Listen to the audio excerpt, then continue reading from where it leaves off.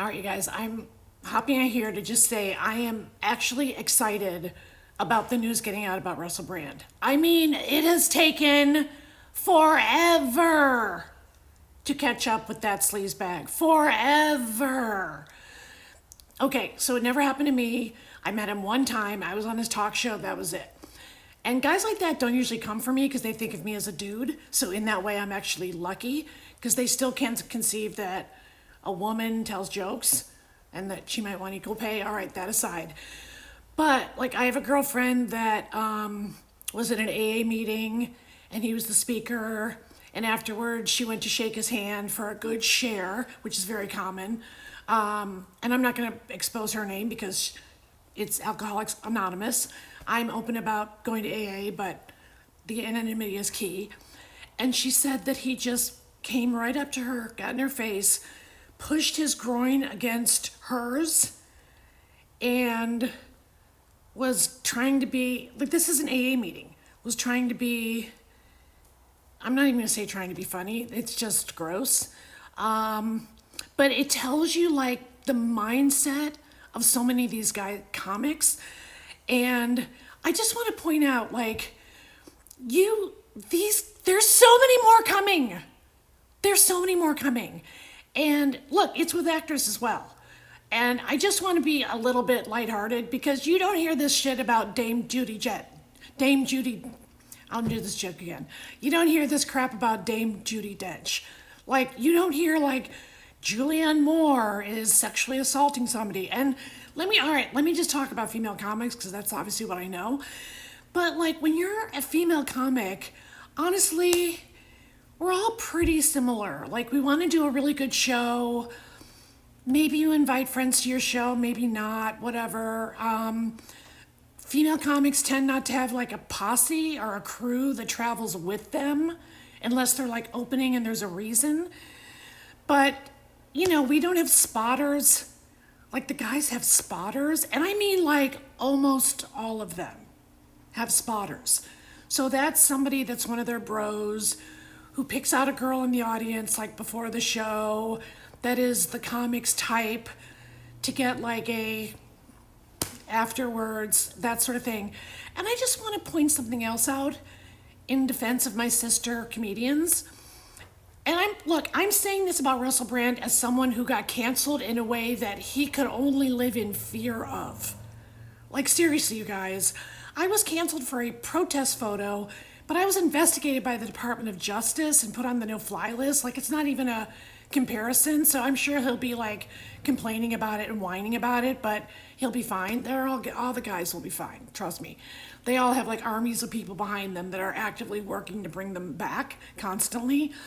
And, you know, you just don't hear this stuff about Amy Schumer and Chelsea Handler and Sarah Silverman and Wanda Sykes. Like, what you hear about the women is not in this category. Like, there is that girl, Colleen Ballinger, that played a character called Miranda Sings, which was a special needs character to begin with, so I am not sticking up for her. She's very unusual for a female, but like, I feel like she's being called out and there's a lot of receipts. But you know what you hear about my contemporaries, the women I named? And yes, I call them my contemporaries. I hope they're not insulted. But you hear that they're like difficult or the B word or the other B word, bossy or whatever. And you hear that like, the one I get all the time is expensive and difficult because I'm always fighting to try to get what the guys get. But you should know, like, in the female comedy world, it is constantly an uphill battle because honestly, how many of your straight guy friends, your husband, whatever, would choose with their straight guy buddies to go see a female comedian on their own? Let's be honest. So the way the industry looks at us is we will never be the earners of the top earners on the road, which is probably like Dave Chappelle, Chris Rock, you know, all of our favorites, right? And those guys are amazing comics. But number one, you're not going to hear sexual assault charges from any of us or about any of us. I'm pretty much going to guarantee that right here.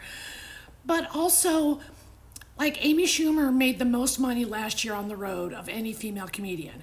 And yet, she was way down on the list of like Hassan Minaj and the other like guys that are out there because we still live in a world where if you're going to go see a female comedian and it's just her show, like when I go on the road and I have a show Friday, October 6th at the Mirage, only my second show in 5 freaking years because of you know who.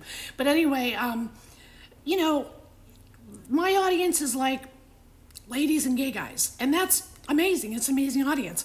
But it's really unfair for the industry and the check signers, that's what I call the big executives, to even look at female comics next to the guys because there's still a big stigma about it. I'm serious. What bunch of 5 guys is going to go through see the Kathy Griffin show unless they are homosexuals? Which is great. You're welcome. Thank God. But I'm just saying, like, be honest. Start asking around. Like, Amy is at the top of her game, Amy Schumer. So just casually ask your straight guy friends, would you and like one of your bros ever just get tickets to go see Amy Schumer? And Trainwreck is a hilarious movie. I don't know how much these ladies have to prove themselves, but it's just still out there. And so it actually gives me a little comfort when guys like Russell Brand finally have some price to pay for their ridiculous success in light of this behavior. And you know, he was an okay comic. Let's not rewrite history that much. But I'm just saying, I'm looking at these women around me that I named, and they're amazing. They are hilarious and innovative, and they've taken punches in the industry, and they're still around, and they are amazing. So hats off to you, ladies.